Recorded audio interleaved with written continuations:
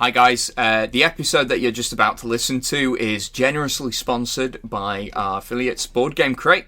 Board Game Crate provide a monthly subscription service where they get fresh new games delivered straight to your door. Just head over to www.boardgamecrate.co.uk, and furthermore, if you use our discount code UnluckyFrogIsAwesome, all lowercase, all one word, you'll get a cheeky little discount. It's easy to remember because it's true.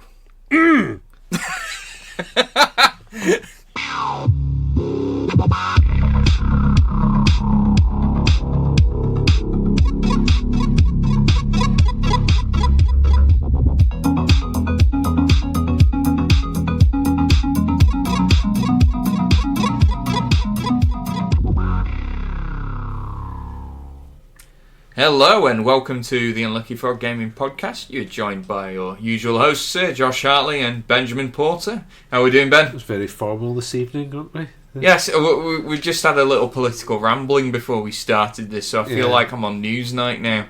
Yeah. We're going to talk serious business about serious board games. Yeah, not politics, everyone will be pleased to know. We'll talk, or maybe the politics of board games? Maybe. So, we have just... The reason this episode is going up late is because we spent all day Saturday at Glasgow Games Festival, and we thought, rather than record before the fact, let's record afterwards, and after we've recovered a little bit. But have we got any news that we want to talk about? Well, I guess the big thing that occurs to me is the Games Workshop have brought back Sisters of Battle, or Adeptus Sororitas, as they're now calling it. Yeah, because they can copyright that, apparently. Can they not copyright Sisters of Battle?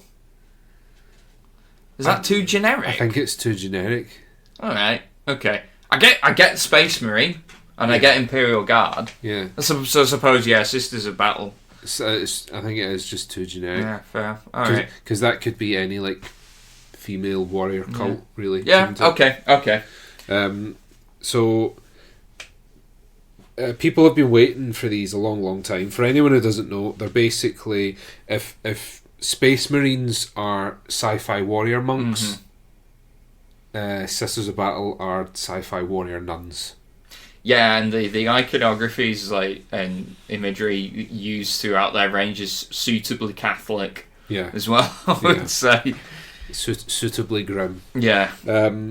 So people have been really excited about these because they're a huge part of the lore, and they've got a huge and fanatical fan following.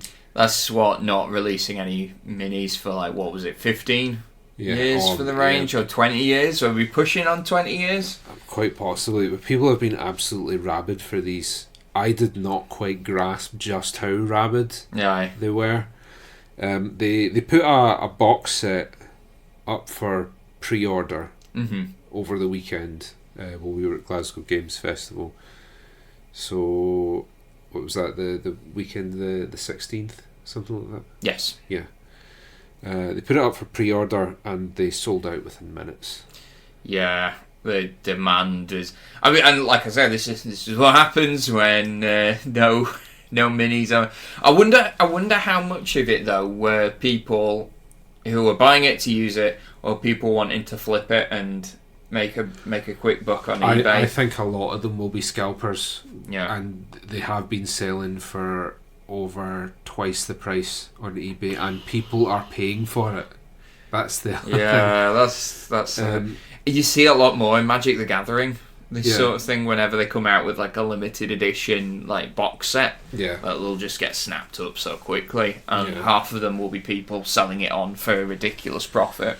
So I actually wanted to talk to you about this. Right, okay. Because I understand on the one hand that creating hype for a product and doing it in limited runs, that there's a certain argument for that, because it means that you're guaranteed to shift all that product. Yeah. As evidence from the weekend. Yeah. But is there not a counter argument that you are creating a third party? Yeah, a secondary market. Yeah. Well, this is something that's again been going on in Magic the Gathering for decades now, right? You get like massive stores, particularly in the US, like Channel Fireball and Star City Games. Yeah. That all they do, I mean, they sell like brand new sealed packs, but what their main thing really is selling second-hand cards on the market, and you for a lot more than a piece of card is really worth. Yeah. Yeah. I don't know. It's a tricky one. I get like I see what you're saying with like the sort of building hype and making sure that you can shift all of your product that you make. I suppose at the end there's a balancing act, right? Like because very few people are satisfied if you massively underproduce. And that's been a problem with some Magic the Gathering sets and products as well. Problem with some board games actually. I mean, Wingspan's launch was plagued by similar problems. It's readily available now, but it was never meant to be a limited release, was it? So no. They just grossly underestimated how popular it would be. How many people wanted a board game about birds? Yeah. It was a lot. Yeah, I know what you mean. It's annoying. I feel like I get more annoyed at the idea of people doing it with Games Workshop stuff than Magic the Gathering stuff for some reason. Because I think there's a very well established secondary market in Magic the Gathering. It's just in my head I kind of think of it as, well, that's the way things are. Well, it's a different kind of product, isn't it? Because it's collectible cards, and really they're sold the same way baseball cards are. Yeah, exactly. You slap the word collectible onto anything. You've got different rarities. They're all sold in blind bags, so you really don't know what you're getting. Whereas with like the Games Workshop product, I don't know. I think similar to you, I can't quite put my finger on it. It just feels a little more shady. Yeah. I wish I could articulate this like better. Yeah. I think at the end of the day as well is, why couldn't Games Workshop produce more of this? Were they unsure that it was going to sell? Well, at this stage, were they really that unsure it was going to sell? Yeah, well, this was the discussion I had with Jamie from Brainwaves when we saw him on Saturday, because this was all happening while we were at Glasgow Games Festival, so we're all bouncing this off each other. And, we're both fairly certain that they are deliberately doing it to create demand. They're basically releasing product in limited runs to create the appearance of a much greater demand than there is, which creates more hype and it whips people into a frenzy. Yeah, but it's not like they profit from there being a secondary market for it. But this is it. This is where it's like, I see it being kind of shady, but is it also just a little bit stupid? Maybe. Again, like there's a rationale for Wizards of the Coast doing it. It's because their biggest purchasers of their sealed product are inevitably these massive stores in the United States that profit off the secondary market. So to a degree, they've got to keep those guys sweet. Yeah, and not to like be too down on collectible card games. I've played many of them myself. I've got loads of Pokemon cards. They're pieces of paper with pictures printed on something printed. So really it is the people that determine their value. So yeah, and what you're saying is miniatures are something a little different. Yes. Yeah. I think a little bit different, but I don't know. At the end of the day, in theory it should just be worth whatever its weight in plastic is. But I suppose we keep coming back to this thing of, well, it's not really, is it? Yeah. Because again, like people, myself included, will pay £20 for one figure. Yeah. When before Games Workshop started doing that, you paid £3 or £4 for one figure. That was the standard, yeah. Yeah, and it still is for most companies, to be fair. But likewise, for me, I've spent more money than I would like to admit on this podcast on single Magic the Gathering cards. So I guess, the more I think about it, it's quite easy to laugh at these people paying £200 for these Sisters of Battle, but if you want something that badly... what I think of it as is scalpers for gig tickets, right? Think of your favourite band of all time. Or your favourite band of all time that is likely to reunite and tour again.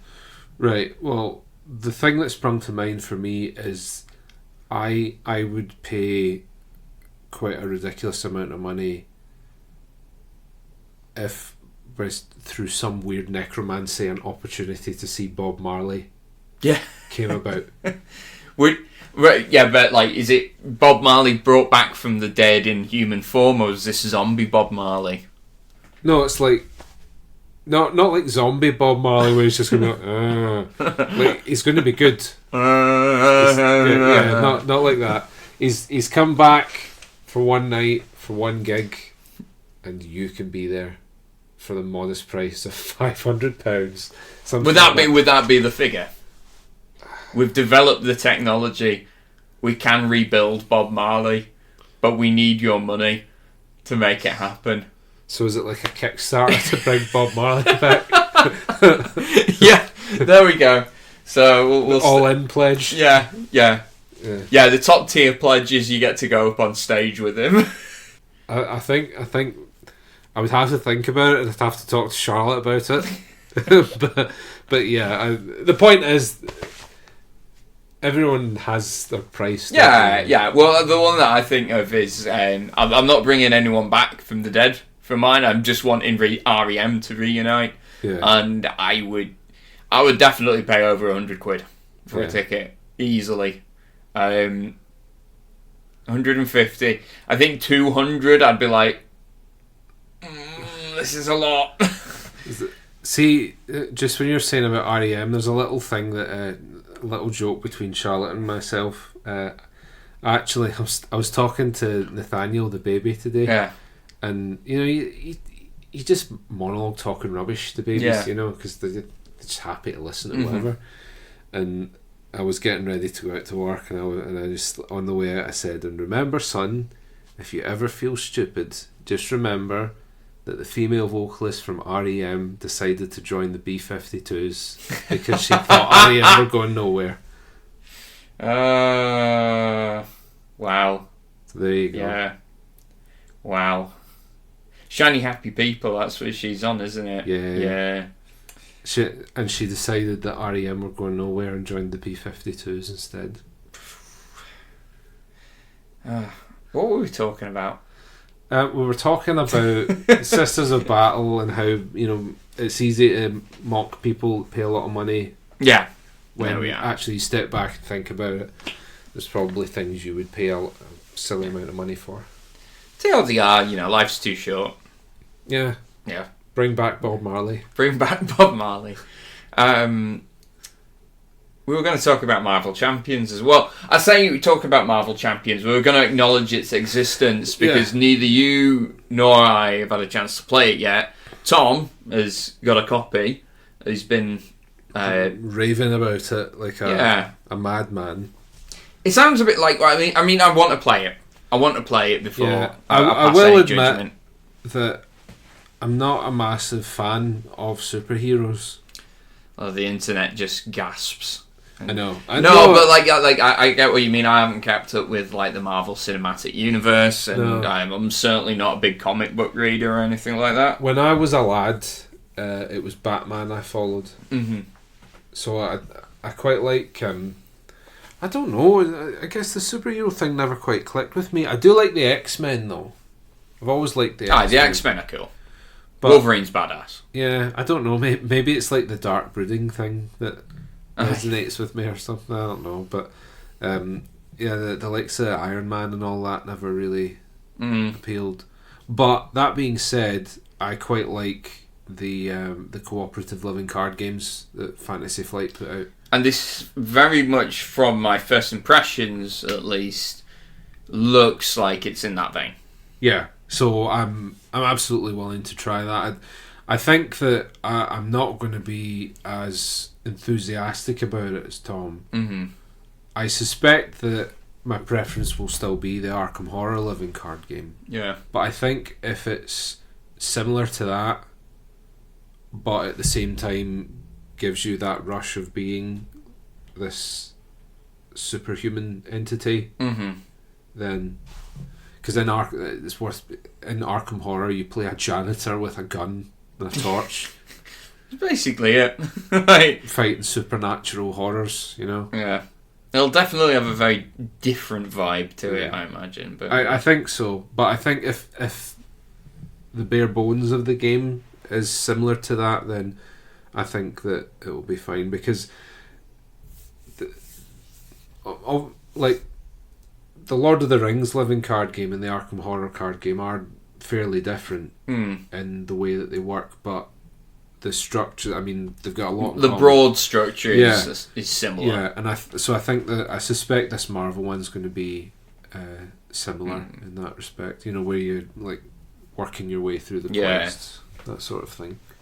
Well, we'll find out in good time how it plays, and we'll let you guys know. Yes. So, Glasgow Games Festival. Glasgow Games Festival. So that's what we were doing last Saturday. What I find with it, because this is our third year there.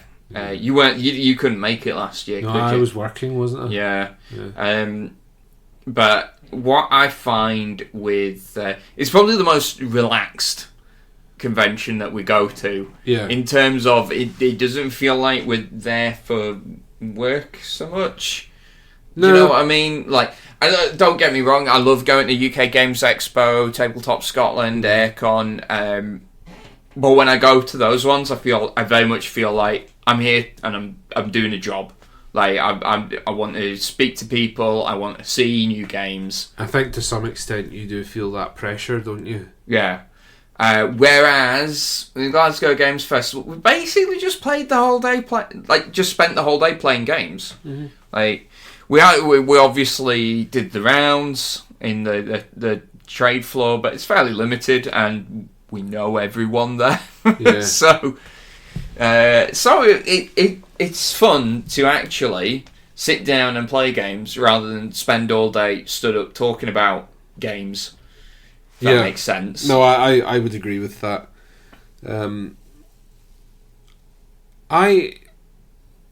I don't think it was all that different from when I went 2 years ago now.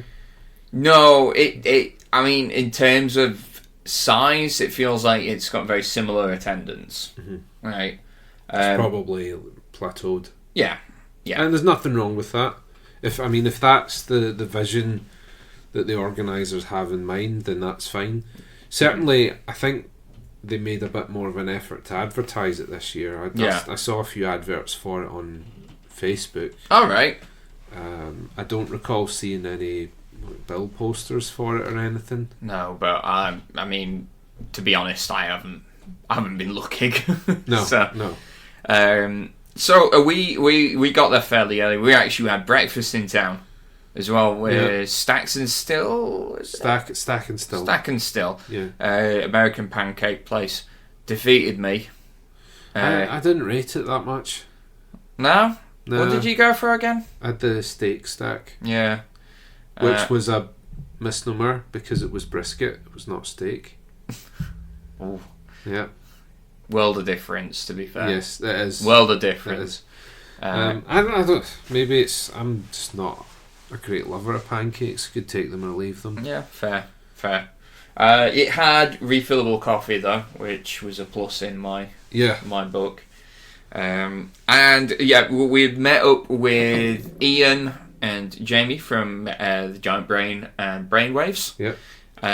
Kenny was there as well from the Dice Roll. Yep. Tom and Lanky Santa had come in as well. Yeah, and Ian from Unpopular Mechanics. That's it, yeah, Ian. The pianist as well, yeah. Yeah.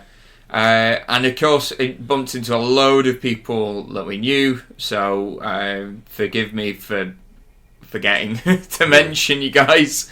but caught up with a lot of people. But what games did we play? So when I think back to it, I think I only actually played 2 games. Yeah. Over the whole day, because I did spend a lot of time just catching up and chatting to people. Yeah. And I will be completely honest, my Switch did come out. Yeah, guys, the new Pokemon's come out, and Ben and I are busy. We've hit it hard. Yeah. God, it's been many a year. Yeah. It hits hard. I mean, I've got no excuse. Like, this is just me every couple of years now. I haven't played since Diamond and Pearl, which was like 15 years ago. 12. 12 years ago. Yeah. Yeah. It's a massive nostalgia trip for me. No, 13. It was 13 years ago. I love that you know the exact... The reason I remember is because... I think it was actually 14. It was, because I had just got my first job. Mm-hmm. I was working in Morrison's. I had no idea you worked for Morrison's. I was working in Morrison's in Shawlands. I only did it for 6 months. I hated it. And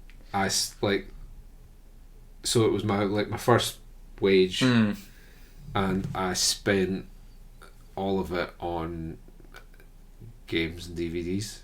That's what a responsible adult should do. But I distinctly remember that with my first pay packet, I bought a Diamond version for myself and Pearl version for my sister. Oh, nice. And the two of us played them together. So that's why I remember exactly when it came out.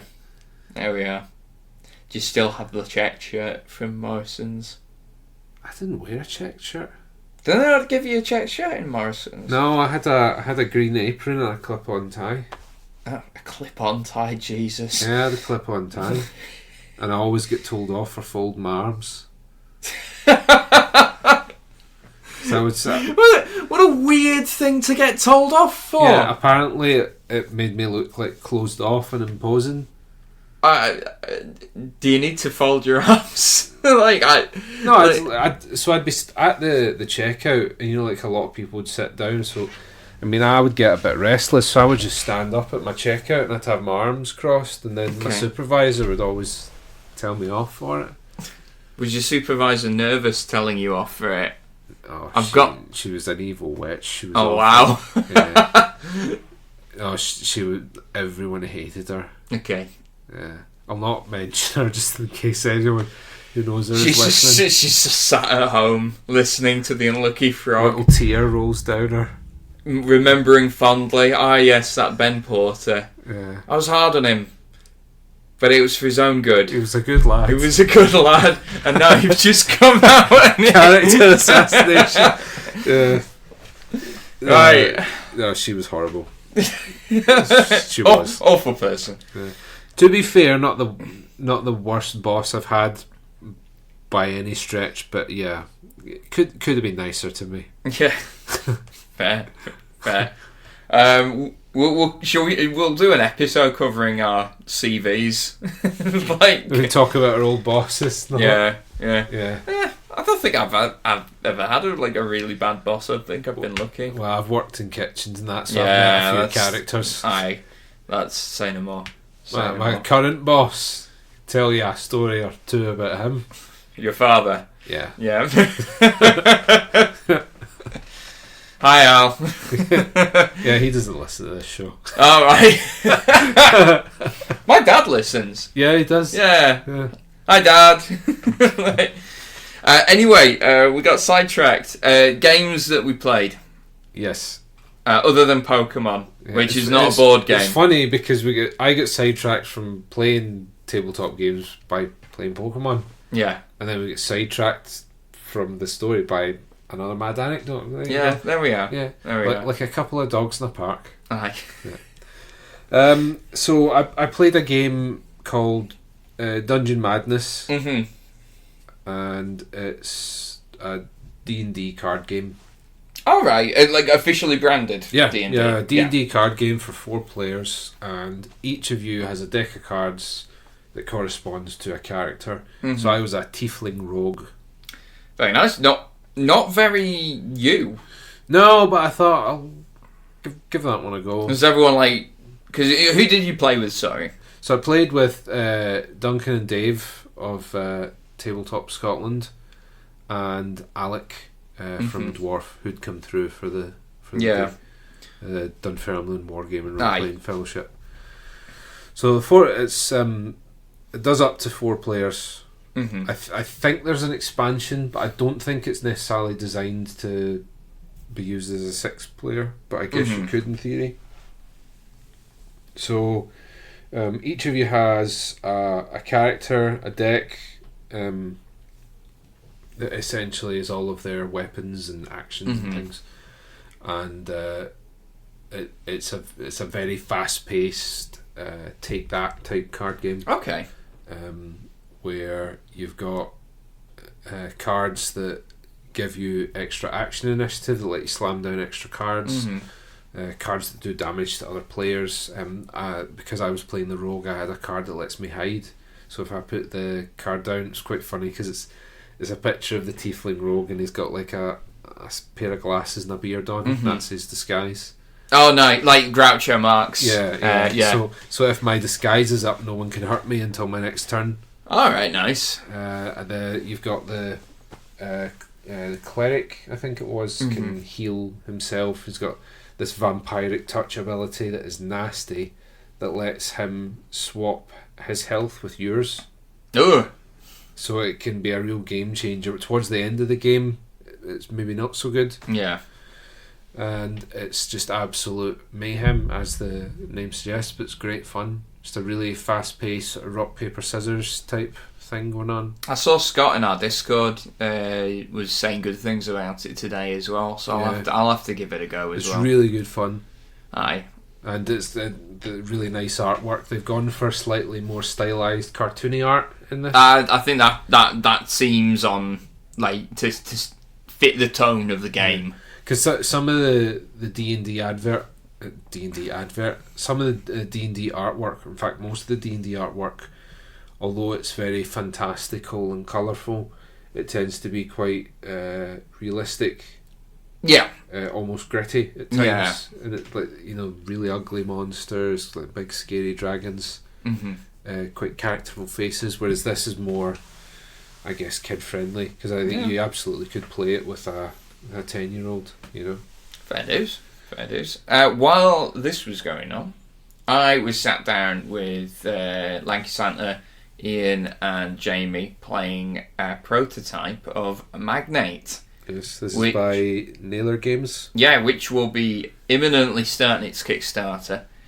In Magnate, you are property developers, and the aim of the game is to make the most money by purchasing land, developing it, and either collecting rent or flipping it on the market, and doing this before the market crashes. I loved it. I don't think you will like it at all, Ben. No, and I think I've said to you before, I'm not massively keen on games where economy is the be all and end all. In fact, I do quite enjoy it to some extent when it's an element of a game. But I think to be honest, for me, it just feels a little pointless accruing wealth for the sake of it. And in fact, I will go out and actually say accruing wealth for the sake of it is pointless. Yeah, but we're simulating like rich oligarchs. Yeah, of course. So when the aim of their game is just to make money for the sake of it, then that's an appropriate end game. And of course, Magnate had its roots in creating a game similar to Monopoly, but rectifying some of the issues with it. And of course, Monopoly was originally the landlord game, which was intended to satirise the property market and how it ends up. It was never supposed to be a balanced game, because it isn't. But so here's the thing with that analogy, and I appreciate why they've gone for that, because everyone knows Monopoly. I would say the theme is about the only thing that this game has in common with Monopoly. Yeah. This feels a lot more like Chinatown. If you've ever played Chinatown, that is another one where you're purchasing plots of land and trading between players. Which, ironically, is often advertised to new players as an alternative to Monopoly. Yeah, right, okay. But you're not going around a board, okay? That's what I'm saying. You're not passing go. You're not going to jail. You're not buying the fucking electric company. Right? You are... the theme is purchasing and developing land, but that's about it. Yeah. Because Monopoly's endgame is a war of attrition. You're trying to just grind your opponents down, whereas this one, there is a very definite point where the game ends. That's when the market crashes. And you cause the market to crash. I really like how they simulate this. You cause the market to crash by raising the price of land too much, by creating demand, like by advertising, by purchasing land yourself, by selling plots of it, that sort of thing. I think part of it, I'm turned off by it. I think it's maybe just a little bit too much like reality for me as well. That's a fair cop. Yeah. Fair cop. I for what it's worth, I really enjoyed playing it. I didn't do very well in it. Again, a little too close to reality.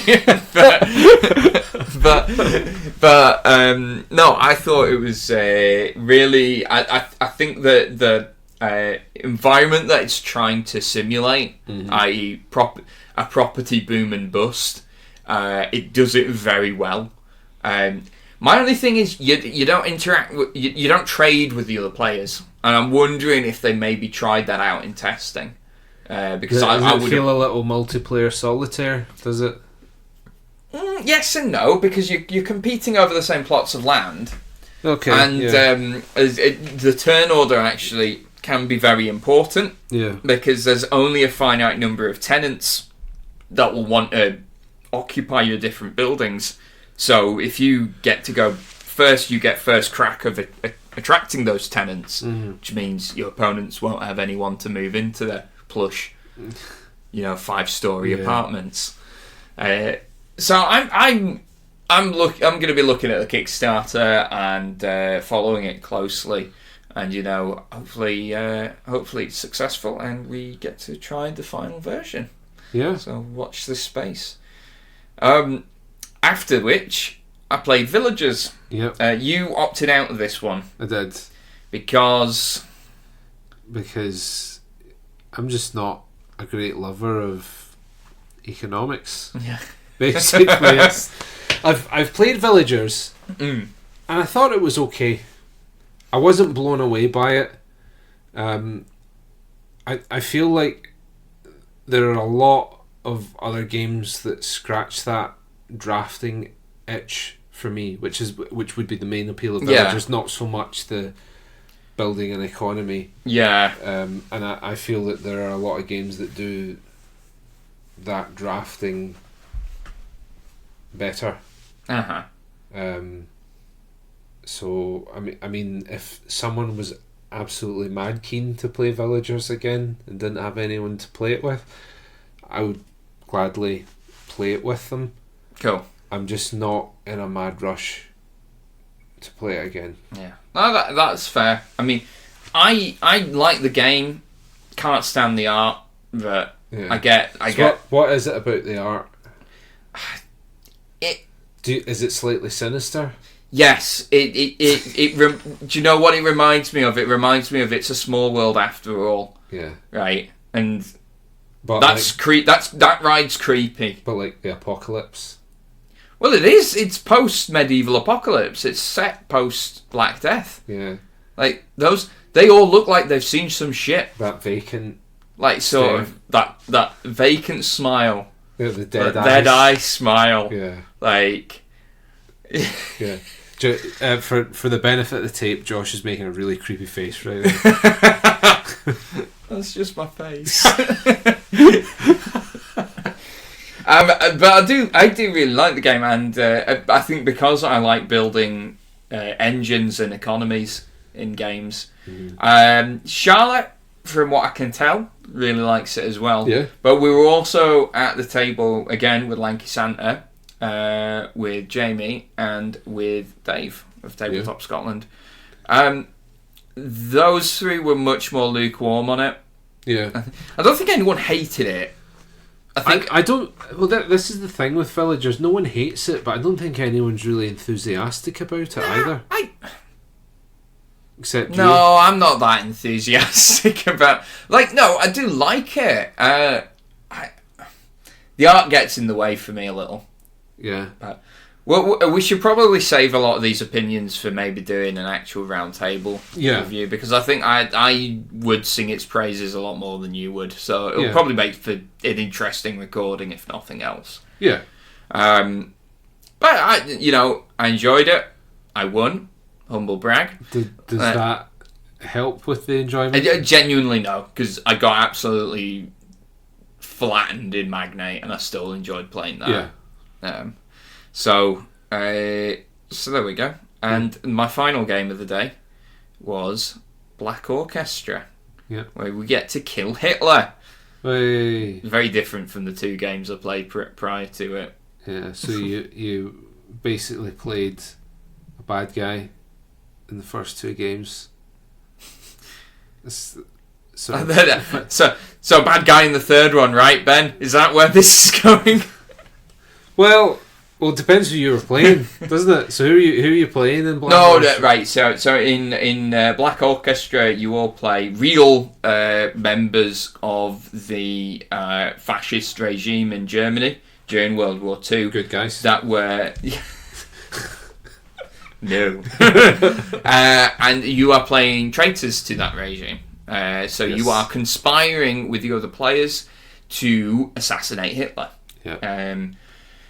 Because everybody forgets that not everybody in Germany loved Hitler. No. A lot of people, it turns out, were not keen on him at all. A lot of them. Yeah. It did a lot of what good historical games do, in that it creates a compelling game, but you learn a little bit. So I was playing he's just said you learn a little bit. And I've forgotten the guy's name already. But I played a general who served under Hitler, who did attempt a coup against him during World War II, and he was very quickly shot. Was it the guy that Tom Cruise played in that really shit film? Valkyrie. I never saw that. I don't know. Basically, I think people just like to blast Tom Cruise. I don't know if it's. You just getting to pop in there. I saw an opportunity. I took it, guys. Okay. Do you know what? I haven't slagged Tom Cruise off in a while. Let's get this out of the way. Oh, poor little Tom Cruise. He's such an easy target, though. It's like Bono. Yeah, but it'd be rude not to.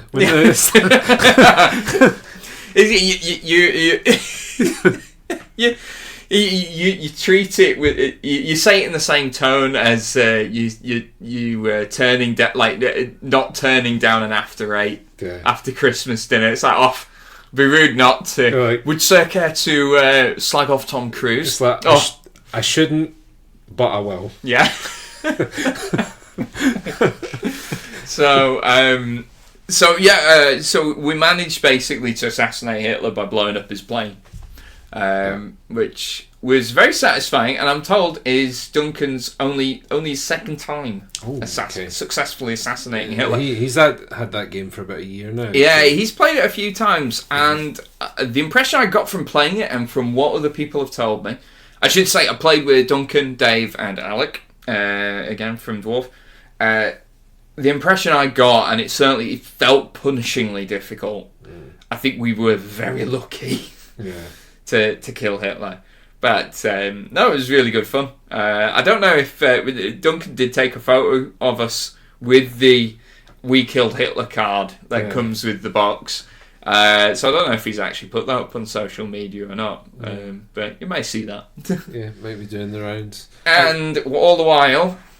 Meanwhile, I was playing Root with Jamie, Callum, aka Lanky Santa, And don't give him his name. Just have a name. And Mr. Tom Mannering. So Tom Mannering, Esquire. Yes. So you have another crack at the Otters. So this was only my second time playing Root. The first time I played it, I'll be honest, I was bewildered to the point of being a bit unenthused. Mm-hmm. I felt like I spent a lot of it sitting on my hands and trying to learn what everyone else was doing. And having now played 2 games, and then, to be honest, I'm now at a point where I feel like I'm fairly comfortable with the game. Mm-hmm. I would say to other people, stick at it. Yeah. It is quite a steep learning curve, and I don't think that you can fully assess whether or not you like it until you've played at least 2 games. Yeah, I would agree, and I think part of the thing is the art style. Art style's beautiful. Oh, phenomenal. But I think the art style makes it look like it's not going to be a complex game. It belies the complexity of the game, because it's the thing that Charlotte said, it's a little bit like Sylvanian Families. It's that kind of vibe, you know. Yeah, very cutesy. That sort of thing. Yeah, except they're murdering each other. Yeah. It's really dark. Yeah, really dark, but it is really fun. It's a beautiful little world they've created. It's all different kinds of woodland creatures. So the factions that we had in play in our 4-player game, Jamie was playing Marquise de Cat. Yeah. Which they are the way that they're kind of like the Romans or the British Empire. Yeah, they've moved in. They claimed the forest as their own. They are the expansionist faction, and I think they're probably a good starting point for anyone playing the game. Certainly anyone that's unfamiliar with a war game. They were the first faction that I played. I agree. Because they're fairly straightforward. Yeah. You recruit your soldiers, you expand out the way, and they have the most troops of anyone. Yeah, you can just flood the board with cats. So Jamie was playing. They were actually. It was his first time playing Marquise the Cat. Ah. Which I thought was quite weird, because he's played quite a few of the other factions. And we had Tom was playing the Woodland Alliance, which are these are the plucky underdogs. Yeah. The guerrilla fighters or the resistance fighters. And I would say they probably function kind of like the Viet Cong or the French Resistance, that kind of thing. Yes. You're doing a sort of hit and run thing. Guerrilla tactics. Yeah, you're trying to gain sympathy and you're creating little resistance outposts. Callum was playing the Erie, which are they're kind of like a republic democracy, like ancient Greece, that kind of thing, where they have an elected leader, and if things go wrong, he gets bumped and another one gets elected. Yeah, your government collapses and you lose a load of victory points for it. And I played the Riverfolk Company, which are basically the mafia. Yeah. And you won this game. I did win this game, which apparently is quite difficult to do as the Riverfolk. Yeah, I think they're one of the more complicated factions, because you're so reliant on the other factions actually using your services. Yeah. But you ensure that they have to do that by going and beating up their stuff. Yeah, that's it. So, and that's kind of something that everyone has to do anyway, is try to a certain extent to play the other factions against one another and then move in and capitalise upon that. So in that respect, the Riverfolk aren't too different from everyone else. It's just that they have this added thing of they're actively benefiting from that, in that they actually get paid to do that. And people can hire out the Riverfolk as mercenaries, can pay to use the river, that sort of thing. So they're really good fun. The game itself was pretty bloody. Like, I think even for a game of Root, it was particularly bloody. We had 2 board clears. Yeah.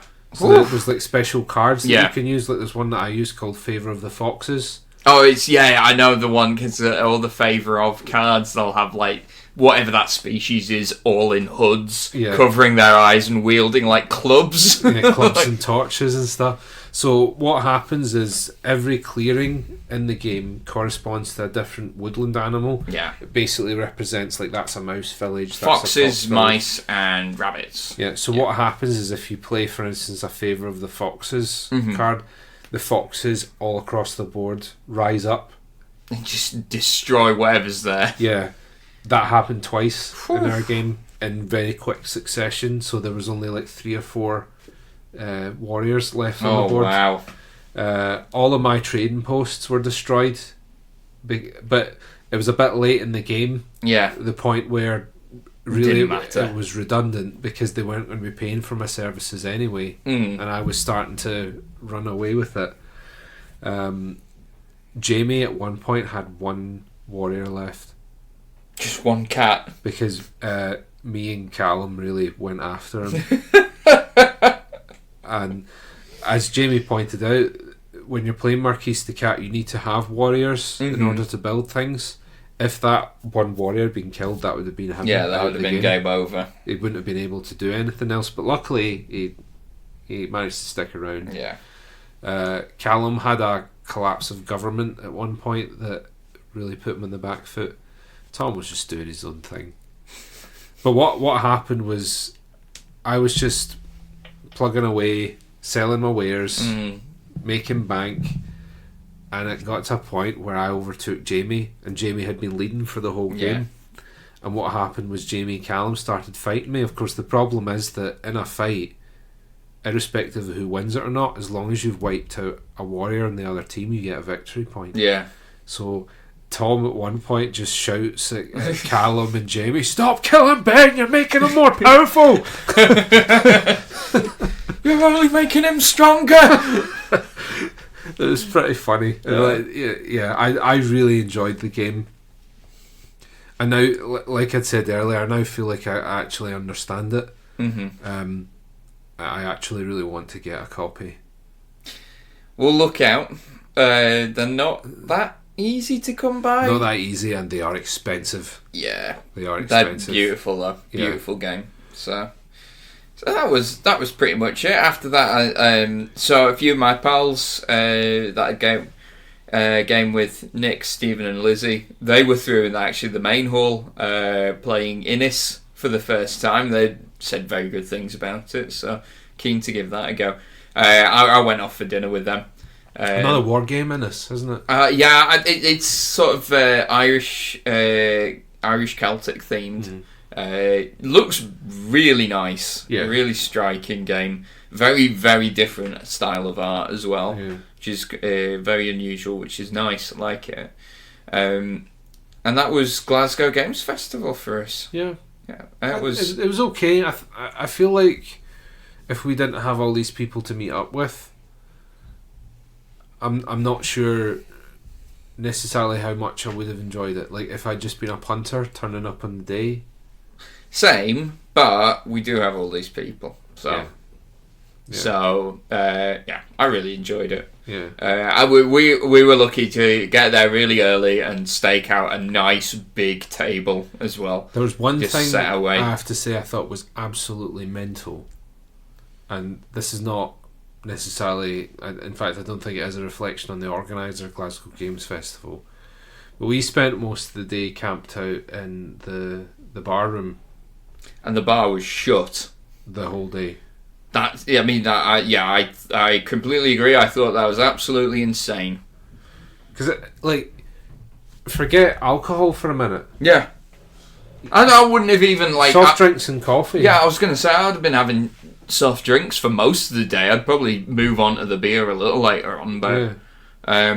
it's funny because Ian said it's like the Hilton every time UK Games Expo comes its way around, and it's like every single year they've ran out of all the nice beer. Yeah, without fail. Yeah, it's like you know every year. Yeah, every year. Look at this. We sell out of all our nice beers this particular weekend towards the end of May, beginning of June.